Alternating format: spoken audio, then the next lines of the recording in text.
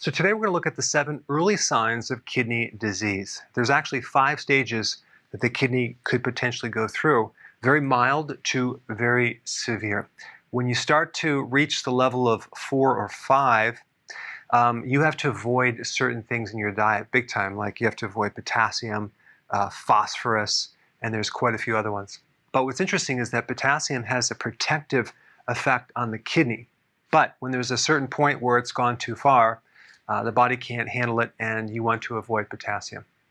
All right, let's take a look at the 7 early signs of kidney disease. The first one would be a metallic taste in your mouth, or your breath smells like ammonia. And because the kidney is a filter, it's like an oil filter, things are backing up and it's coming out of the breath, it's coming out of the mouth, you're tasting certain things that you shouldn't taste. Number 2, you have protein aversion. You have a great dislike of protein, especially meat. Number 3, you're nauseous or you're vomiting. Number 4, difficulty with concentration. And number 5, you have itchiness. Number 6, a loss of appetite. Number 7, your face is swollen, your feet are swollen, and even your hands have edema and they're swelling. Because the kidney has millions of tiny little filters, okay, the blood goes through and then it actually recycles a lot of things and it gets rid of the waste.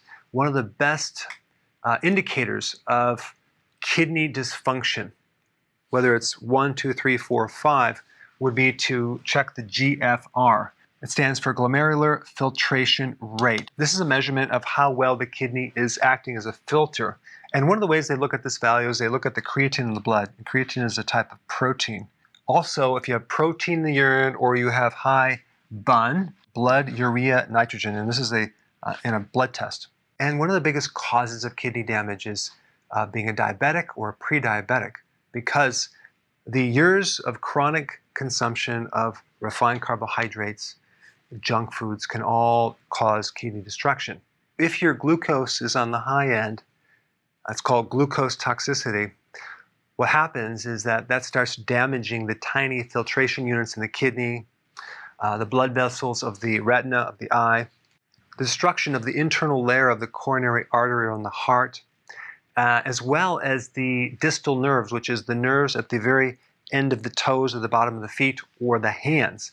So you're getting destruction of the capillaries, which is starving off nutrients to the nerves.